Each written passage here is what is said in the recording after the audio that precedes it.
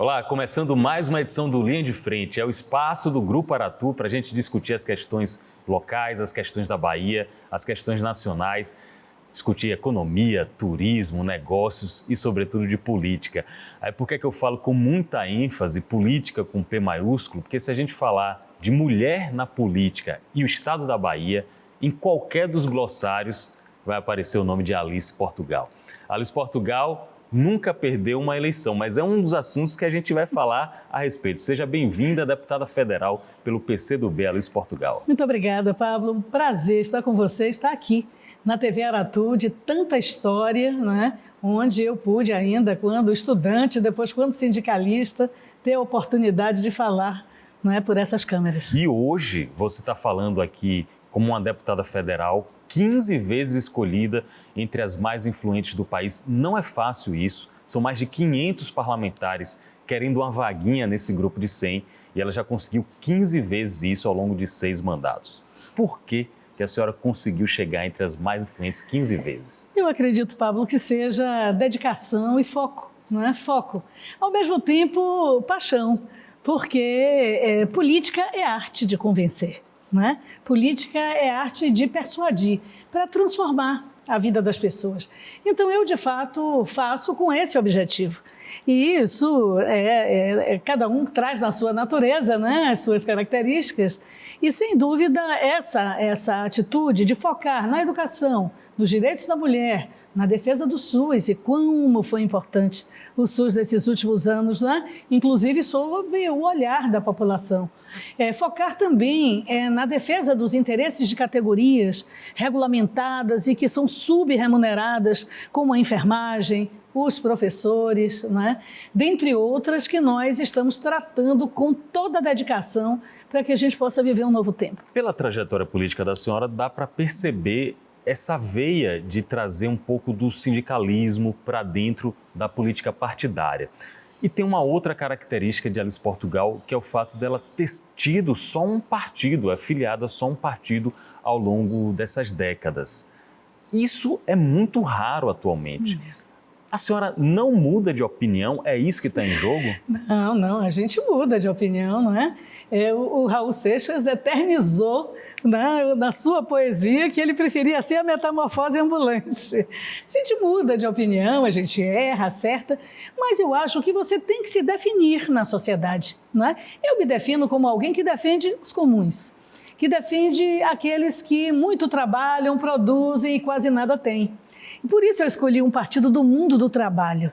Isso é ser comunista, defender os comuns? Exatamente, defender os comuns. Por que eu Foi pergunto? tão diabolizado esse vocábulo, né? Por que eu pergunto isso? Porque para o senso comum, para as pessoas que estão aí nas redes sociais sem se informar de história política, de história geral, esse termo comunista ficou associado com coisas até agressivas, criminosas.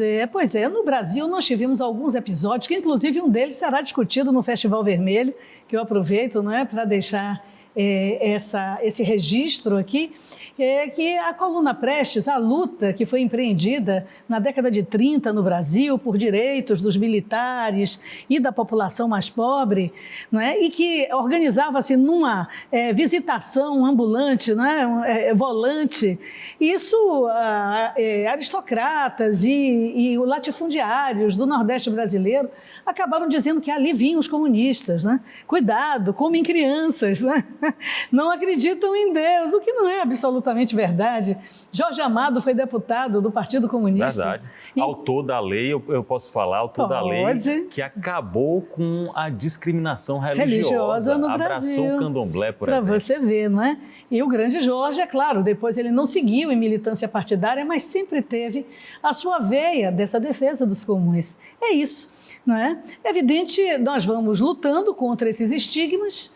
É evidente as experiências socialistas no mundo, porque o comunismo é um ideal, né? É o ideal, onde as pessoas valem pelo que são e não pelo que têm. Então, nós tivemos e ainda temos algumas experiências de economia socialista, de modos socialistas, algumas com erros, acertos, não é? Uma experiência diferente da experiência do lucro, da acumulação de riqueza. E eu acredito que sem dúvida, uma teoria e uma expectativa de mais justiça social, onde o leque das classes sociais, ele é mais fechado, as pessoas são mais harmonizadas em direitos e acho que isso seria melhor para a humanidade. A direita conservadora, sobretudo muito emergente dos anos para cá, fala que a ameaça comunista de tomar o país. O fantasma. O fantasma. No entanto, a gente tem no poder um partido, posso considerar progressista, que é o PT, mas é um partido comunista. Lula é comunista, deputado? Não. Lula, a sua militância nasceu na sacristia das igrejas e é um operário, não é, fabril, alguém que perdeu um dedo num torno mecânico, que não teve a oportunidade. Eu tive essa oportunidade, apesar de ser filha de uma costureira e de um servidor público mediano, eu tive a oportunidade de estudar, então eu pude ler essas teorias, eu pude escolher, não é? Já que eu estava ali no movimento estudantil, em plena ditadura, eu pude escolher que vertente eu seguiria para a minha vida, não é, de participação político-social. Escolhi com consciência, por isso que eu nunca mudei de partido, né? E o Lula, ele foi um operário sindicalista, inicialmente um sindicalista até bem moderado, e que depois compreendeu a necessidade de protagonizar o seu tempo. Então, ele nunca foi do Partido Comunista e entrou em um partido de massas, como a gente chama, né? Um grande partido, que é um mosaico opinativo. O PT tem 17, 18 tendências, sim, o PT é isso. É uma federação opinativa, né? O PCdoB é um partido com corolário político, ideológico, histórico, etc. Mas somos primos, né? Somos primos carnais. Não é à toa que chegou a 102 anos de existência o PCdoB, na figura aqui de uma das mais influentes vozes desse partido histórico, a baiana Alice Portugal, nossa convidada no Linha de Frente. Eu quero conversar com a senhora sobre temas atuais como educação, saúde, eu quero falar sobre segurança pública, eu sei que está tudo isso na pauta da senhora, sobre violência contra a mulher, mas antes vamos voltar um pouquinho no tempo. Eu estou vendo aqui a jovem, estudante, militante, universitária, em uma época que falar o que se pensava não era tão simples como hoje. E estou vendo também uma política consagrada, uma das mais influentes do Congresso Nacional, uma baiana, que tem só vitórias nos pleitos eleitorais. O que é que mudou nessa trajetória? Na sua cabeça, o que é que mudou? Primeiro, o ânimo é o mesmo, né? O ânimo é o mesmo. É evidente que a consciência se consolida. A gente passa a verificar que política é arte, mas é também matemática, né? Você tem que buscar o apoio, tem que buscar os votos.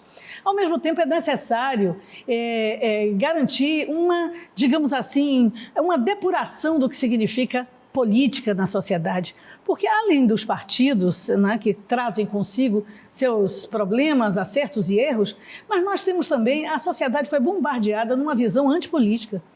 E isso é uma coisa muito séria, Pablo, porque, né, o preço dos alimentos, o salário, a defesa do meio ambiente, tudo está ligado em política.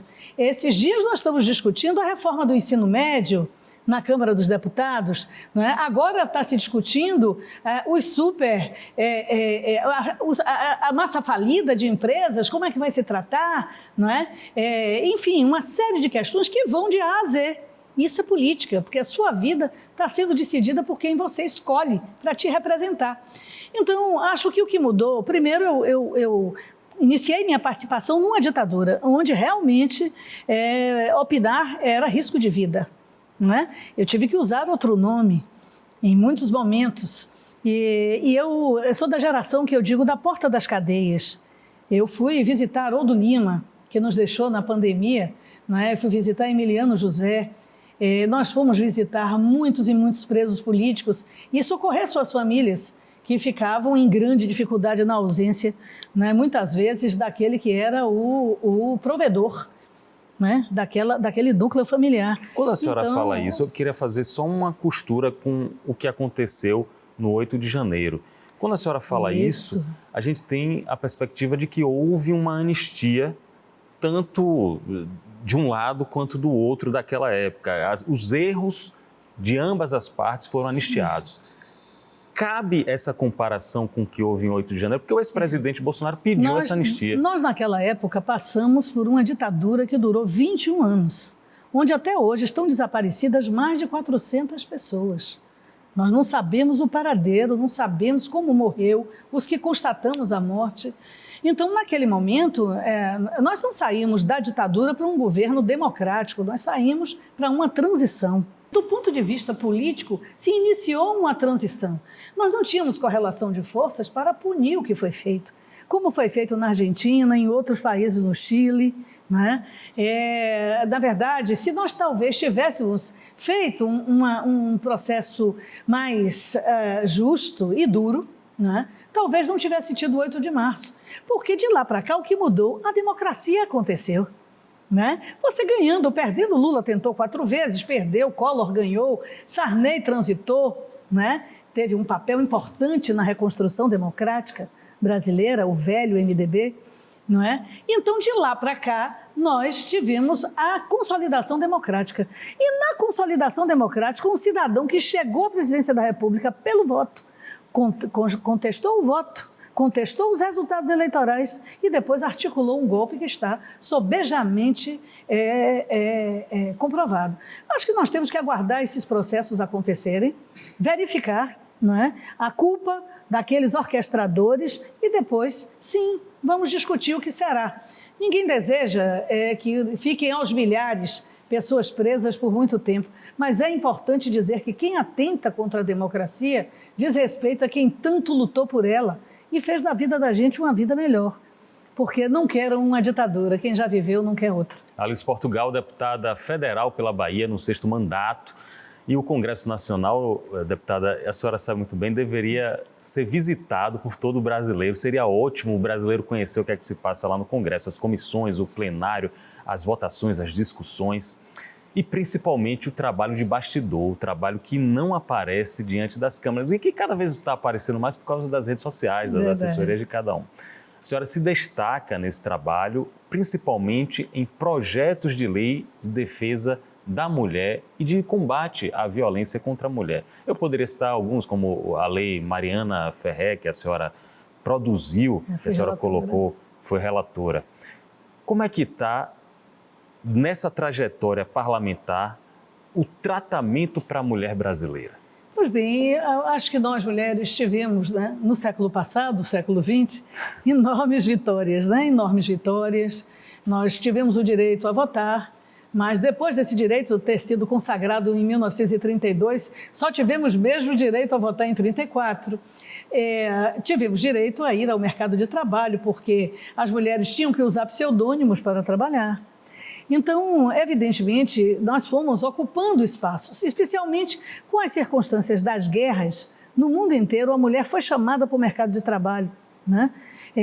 Porque caía a produção dos países que estavam envolvidos diretamente e mesmo países periféricos como o nosso, que mandaram homens para a guerra. As mulheres tinham que ocupar os postos. E essas conquistas, elas foram consolidando vontades, expectativas, Pablo.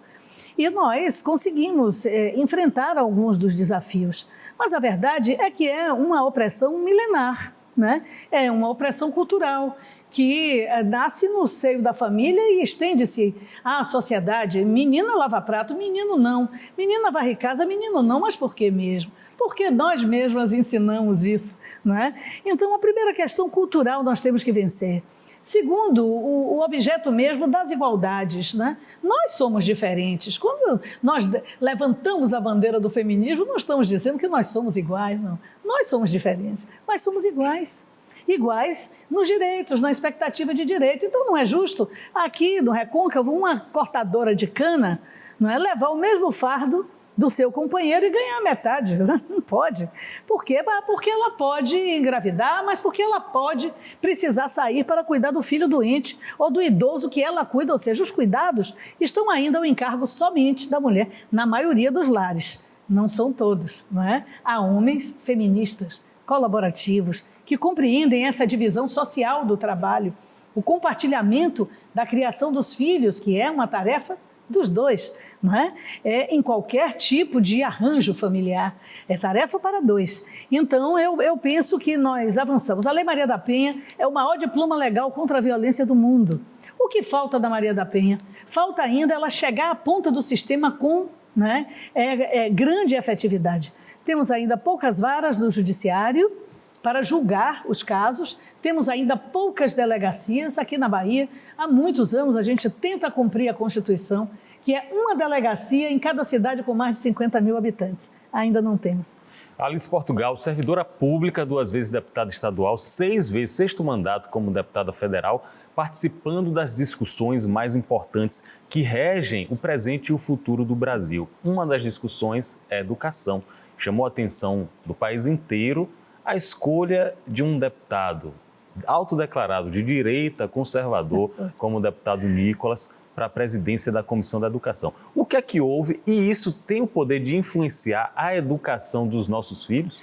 Veja só, as comissões na Câmara são formadas com o critério da proporcionalidade. E é importante dizer, nós falamos de Lula, nós elegemos Lula, mas um Congresso que não apoia Lula. Então, dos 513 deputados federais, o governo tem, do ponto de vista integral, os votos de 130. É uma minoria que não dá para aprovar muita coisa. Então, nós precisamos seduzir, ganhar os demais para as nossas propostas, tá? E ali esse jogo acontece. O Nicolas é, portanto, membro do PL, o partido do ex-presidente Bolsonaro, e é o maior partido, né, que tem na Câmara. Eles ganharam a comissão, eles pedem em primeiro lugar, porque vai do maior para o menor a pedida, né? Ele pede em primeiro lugar. Pediram a Comissão de Educação, a de Constituição e Justiça, que é a mais importante da casa, que está uma deputada lá deles, do Paraná, e o Nicolas para a Comissão de Educação. Insistimos. O presidente da Câmara insistiu, indique outro. Indique alguém que tenha relação com a educação, indique alguém que não vá gerar tanta polêmica na comissão, porque já teve um caso, né, de homofobia por parte dele, colocar uma peruca, agredir uma mulher trans no plenário da Câmara, chamá-la de homem, coisa que mexe no âmago da pessoa. Então, realmente, ele é uma pessoa provocativa. No entanto, eu acho que nas 2 primeiras reuniões nós fomos tão assertivos que ele está procurando ver se põe a comissão em movimento.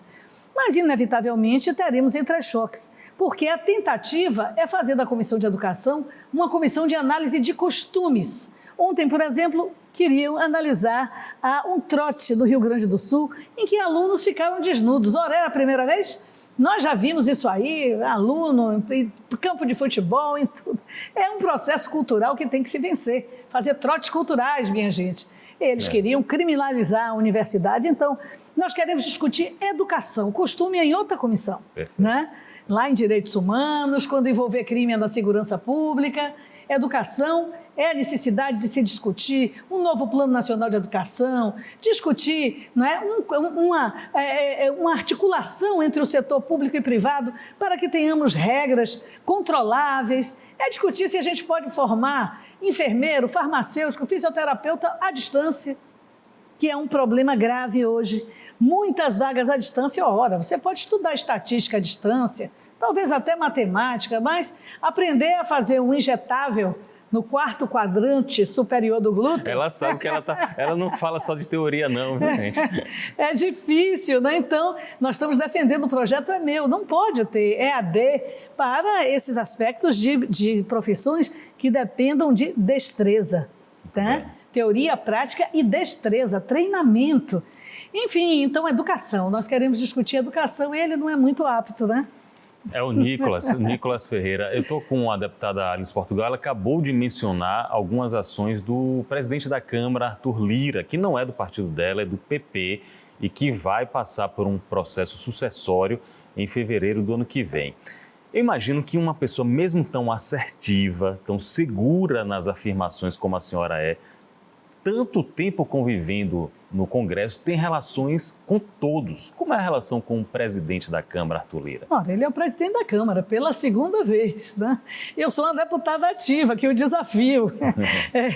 Não há dúvida que isso gera contradição, mas gera também admiração e respeito, né? Então, é uma relação de grande respeito, né? E, ao mesmo tempo, ele tem uma grande qualidade. Se ele disser que ele terá essa conduta X em uma determinada questão, ele vai seguir aquela conduta.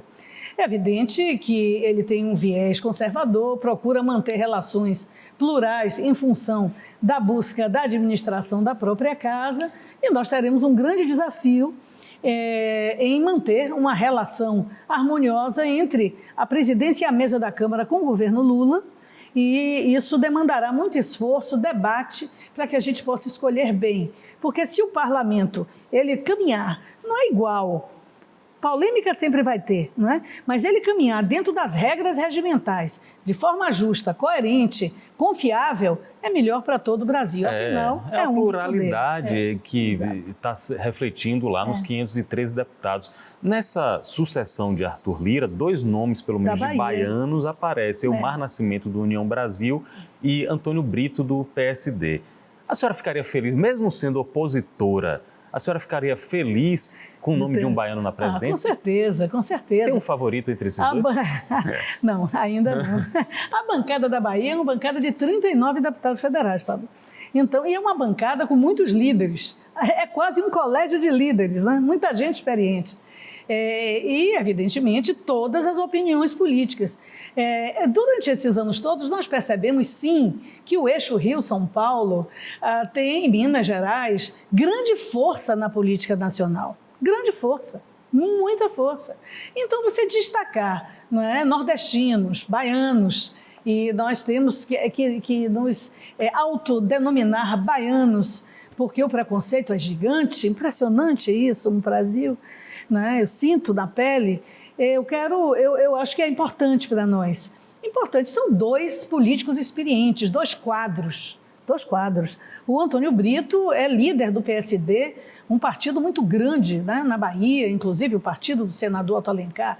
O Elmar Nascimento é um partido enorme, que nasceu da fusão de 2 antigos partidos, do setor mais conservador do país. No entanto, é um quadro que tem uma fluidez na relação política no plenário da Câmara muito grande. Então, nós vamos discutir, não existe preconceito, nós sabemos o nosso tamanho. Isso também é muito importante. Alice, você está discutindo essa possibilidade? Sim, eu adoraria ser candidata. Sim. No entanto, nós temos que ver o nosso tamanho. 130, amigos. 132 nos bons dias. Então, nós sabemos que teremos que trabalhar com entrelaces, com alianças, e, evidentemente, isso tudo estará pautado no programa que nós queremos que seja, né, seguido na Câmara dos Deputados para apoiar as mudanças que o Brasil começa a reexperimentar. Agora, imagine uma mulher na presidência da Câmara e uma mulher baiana na presidência da Câmara dos Deputados. Vou assustar os dois, vou me lançar. Olha aí, ó. Será que tem muito apoio? Eu acho que sim, pela capacidade de articulação com os colegas, com certeza a Alice Portugal angariaria muitos votos. Eu quero conversar com você também, deputada, sobre a relação com o governo estadual.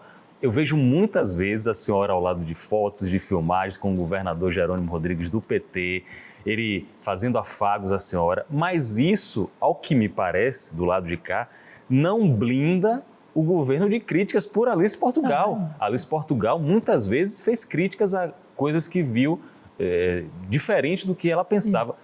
Como é isso, deputada? Não, eu procuro, nesses anos todos, e talvez isso seja a minha característica mais marcante, recitar o binômio da unidade e da luta. Eu apoio o governo. Jerônimo Rodrigues é um governador capacitado, é um jovem, é uma pessoa que faz também com paixão a política e tem compaixão, né, no seu coração. Então, é alguém que eu confio muito, confio de verdade. Acho que foi uma boa escolha, né? É claro que todos nós estamos sempre aprendendo e ele tem muita humildade para aprender. E isso o faz, na minha opinião, digno das aproximações diversas que possam ser realizadas, né? Vocês podem se aproximar do governador Jerônimo Rodrigues, porque vai valer a pena. No entanto, há circunstâncias em que há diferenças. Eu, por exemplo, achei que devia ter pago os juros dos precatórios dos professores. Eu não vou dizer, eu vou dizer, porque a nossa relação é pautada na franqueza. Isso também não gera por parte do governo uma atitude hostil. Na minha opinião, a gente pode divergir, mas eu digo, ninguém perdoa os juros do nosso cartão de crédito, não é? Então, quando você tem uma dívida da Fazenda Pública Nacional, porque era esse o caso, a dívida não era local, né? Uma dívida da Fazenda Pública Nacional com os professores, e o dinheiro foi, tem que pagar com juros, porque demorou de ser pago, né? Então, eu digo essas coisas. No entanto, isso não me afasta do elemento nuclear que é apoiar um governo democrático, nascido do seio do povo, não é? O próprio governador nasceu de associações, da organização, não é? Da luta do campo, ele é agrônomo, professor, e acho que é alguém que vai nos surpreender positivamente. E a crítica, quando é feita de uma maneira leal, até o criticado, ele reflete melhor. É assim que eu procuro agir. Muito né? bem, muito bem. Dessa forma, tanto aqui como lá, né? O projeto do ensino médio, por exemplo, reduziu muitos danos, aumentou a carga horária para 2.400 horas, mas teve ainda problemas de inconsistências, como, por exemplo, manter o notório saber, que é retirar o professor licenciado para alguém não licenciado dar aulas nos cursos técnicos. Alguns dizem, Alice, mas não vai conseguir professor para eletrônica. Como não? As escolas técnicas, né, antigas, hoje institutos federais, estão formando licenciados. Vamos nos esforçar para botar o professor como maestro da sala de aula. Isso poderia, deputada, desculpe o termo, prostituir um pouco a remuneração dos profissionais? Claro, porque notório saber não tem piso, né? Não tem plano de carreira, fica mais barato. Mas eu espero que os governadores de todo o Brasil tenham bom senso, os nossos secretários e secretárias de educação, e continuem a valorizar o que Darcy Ribeiro deixou na Lei de Diretrizes e Bases da Educação, o nosso Plano Nacional de Educação, que é valorizar o magistério, não é? Valorizando o professor licenciado. 2024 é ano de eleição. A deputada federal Alice Portugal, um dos nomes importantes do PSDB, do PCdoB no Brasil, ela não vai estar em campanha, mas vai estar em campanha, porque ela coloca a caravana do PCdoB na cidade do interior. Qual a expectativa para essa eleição aqui no estado? Estamos em dias, né, de definição das chapas proporcionais, vereadores e vereadoras, prefeitos e prefeitas, e nós vamos participar nas chapas da federação. Nós criamos uma federação Brasil da Esperança, PCdoB, PT e PV. Isso é uma novidade da política, sim, que vale a pena um dia desse, Pablo. Explica pra gente. Você abrir aqui uma mesa de debate. Seria bom. A federação, ela favorece o voto ideológico? Como é que funciona isso? Ela junta os iguais, os semelhantes, os parecidos, né? Os primos. Então, a federação é um instrumento político, uma ferramenta da democracia que junta os parecidos e diminui em escala o número de partidos. Porque a federação age por um tempo determinado, 4 anos, como um só partido, como se um só partido fosse. Sim. Né? Assistimos às eleições de Portugal há poucos dias atrás, são federações. Né? O que dos Estados Unidos sobram 2 partidos, mas não são 2 partidos, são 2 grandes federações, grandes frentes. Então isso já vem se consolidando no mundo e nós estávamos com um número enorme de partidos nas últimas eleições e conseguimos montar as federações. É claro que aí para você arrumar casa com mais gente, né, não é simples. E por isso mesmo demanda um tempo e uma arquitetura complexa. Né? Então nós formamos o PSOL e a Rede formaram uma federação. O PSDB e o Cidadania formaram uma federação. E fala-se numa superfederação entre PP e União Brasil. Então, a tendência das federações, ela está posta. Né? É evidente que tudo isso gera também um exercício de busca da unidade, de busca, né, da acomodação de todos os partidos naquele espaço. Por exemplo, se formos por um processo prático, se a Alice Portugal tiver alguém em Lençóis que queira ser candidato pelo PCdoB, vai ter que ou ceder a alguém do PT, do PV, ou então ter a supremacia naquele momento, naquele lugar. É um processo de análise que a gente faz com pesquisa, né? Com a própria historicidade da política. Se for uma reeleição, se aquele candidato ou candidata apoiou a chapa majoritária que nós temos alinhamento. Então, há uma série de fatores que são levados em consideração para as escolhas finais. Se o consenso não for alcançado no município, traz-se para o núcleo estadual da federação para um debate mais amplo até chegarmos a uma conclusão. E outros lugares a conclusão nós já alcançamos. Não é? Eu não vou falar porque pode ser considerado propaganda antecipada, mas nós estamos por aí já com muitas chapas, não é? Em vias de receber só o carimbo e começar a pré-campanha. O Linha de Frente de hoje conversa com uma das mulheres mais representativas da política baiana, Alice Portugal, do PCdoB. Quando a conversa é boa, passa muito rápido. Eu estou olhando o relógio aqui, meu Deus, já temos tanto tempo de conversa, já estamos nos encaminhando para o final, mas esse assunto eu não posso deixar de comentar, especialmente com a senhora. Recentemente, tivemos o baiano Daniel Alves condenado por estupro e depois sendo beneficiado por uma fiança para uma liberdade provisória, e o também jogador Robinho, condenado, sentenciado por estupro, com a perspectiva de prisão imediata. Por favor, uma análise sobre essas duas situações. Estupro é crime hediondo, inafiançável.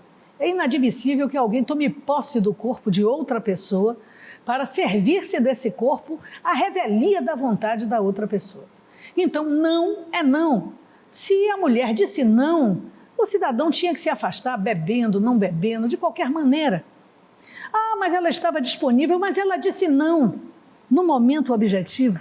Então, isso é claro que reflete a formação machista, de uma visão de que é possível apropriar-se do corpo de outra pessoa, neste caso de mulheres, não é? E usufruir daquela conjunção sem a anuência da outra. Então, eu não tenho limites para condenar o estupro. É condenável. Então, eu lamento porque dois craques, né, que povoaram nossas alegrias. Inclusive, isso faz com que a nossa meninada esteja com a camisa de Messi, de Cristiano Ronaldo. Né? Então, não é somente pelos gols, é pelos gestos, é pela forma. Então, atletas, não é só correr atrás da bola. Vocês são exemplos, vocês são pessoas que chamam a atenção e a paixão da sociedade. É lamentável, dois craques que povoaram as nossas alegrias nessa situação, mas eles precisam pagar pelo que fizeram. Alice Portugal, nossa convidada aqui do Linha de Frente de hoje. Eu vou encerrando, mas antes, para uma pessoa que só disputou a eleição e só venceu a eleição, é pouco para se dizer o que mais ainda falta na política. Mas todo o seu discurso parlamentar, deputada, ao meu ver, como cidadão e eleitor, me parece uma senadora. Olha, e uma senadora assim, ó, o deputado e presidente da Assembleia Legislativa da Bahia, Adolfo Menezes, já nessa cadeira já falou algumas vezes. Existe o céu, o paraíso, e na terra existe o Senado. A senhora não tem interesse, não? Olha, veja só, além de mim, outros da minha geração, acho que mereciam ser cotejados. Né? Então, nós temos os 4 da federação que tiveram mais votos, né? O Jorge Sola, Zé Neto, eu e Daniel e eu. Nós não somos cogitados. Né? É óbvio que todo mundo tem a sua possibilidade de colaboração, mas, assim, com o realismo da política, eu tenho que lhe dizer, Pablo, eu não vejo chance. Não vejo chance porque o Senado passou a ser uma extensão da chapa majoritária do Poder Executivo. Né? São poucas as vezes em que há um descolamento disso e alguém se elege. Todos os que se elegeram nessa fase democrática da Bahia e antes eram personagens muito ligados, completamente ligados à coalizão da eleição do governador e do vice-governador. Então, é bastante difícil essa possibilidade. Acho que qualquer um de nós, dessa geração, que enfrentou a ditadura, que pavimentou na Assembleia Legislativa a democracia na Bahia, não é? Que amadurecemos com essa construção, que sabemos conviver com todas as forças, nós teríamos essa condição. Mas essa cogitação não é sequer levantada, é lamentável. Né? Então, nós estamos aí, enquanto tiver energia, né, estarei me pondo à disposição, né? E espero que os eleitores continuem nos brindando com essa confiança, pelo menos, né? Mais um mandato e, objetivamente, continuar representando com muita dedicação, né? Não só aqueles que garantiram votações expressivas que eu tenho tido, mas, acima de tudo, representando a Bahia, não é, com ideias que sejam à altura, não é, da nossa gente e da necessidade e aspirações da nossa gente. Muito bem. Foi um prazer conversar com a senhora. Da mesma Espero forma. que a gente tenha novos encontros, não só aqui no Estúdio da Aratu, quem sabe lá em Brasília, porque é a minha chance também de mostrar para a população o que Como vocês funciona. trabalham e como funciona. Estarei lá para te receber com toda satisfação. Muito obrigado. Conversamos hoje com Alice Portugal, deputada federal no 6º mandato pelo PCdoB da Bahia. Obrigado a todos pela companhia e até o próximo encontro.